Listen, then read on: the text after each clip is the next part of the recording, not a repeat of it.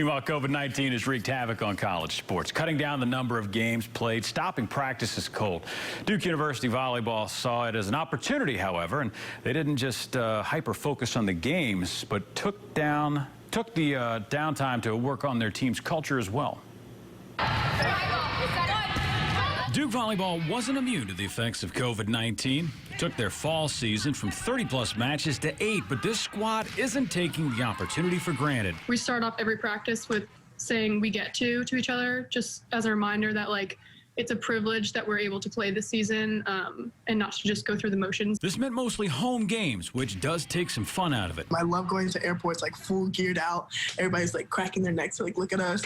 I do miss that. But otherwise, I'm extremely grateful to be in the position we are now. It's been a wild ride for Duke. The players left for spring break last March and didn't get together again until late July. Unlike some who just sat around, they made the most of their time.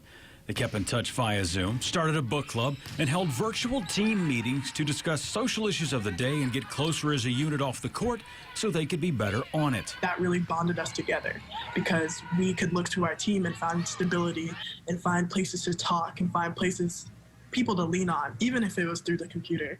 And I think that really helped us build our culture and helped us build our friendships. Turns out stronger relationships also led to stronger players. You know, very few of us had anything to lift with, nor gyms open or anything like that. Sure. But they got back to Duke and they were already lifting more than when they left in March. The result was a red-hot Duke team that started the season 3-0, rolling over NC State and Virginia.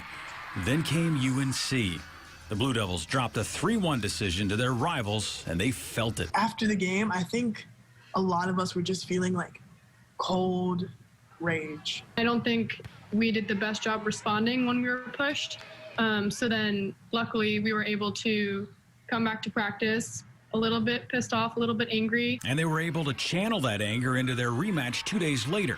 The result was a 3-1 avenging win over the Tar Heels. I think our team grew a lot, not only because of being challenged and having to come back and really test themselves with their backs against the wall, but also understanding that we are a different team than we were a year ago. With a few games left on their schedule, the Blue Devils aren't looking to just win out.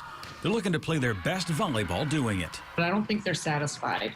I think they want to see themselves play better as a unit moving into before we have to take another break and get to play in the spring.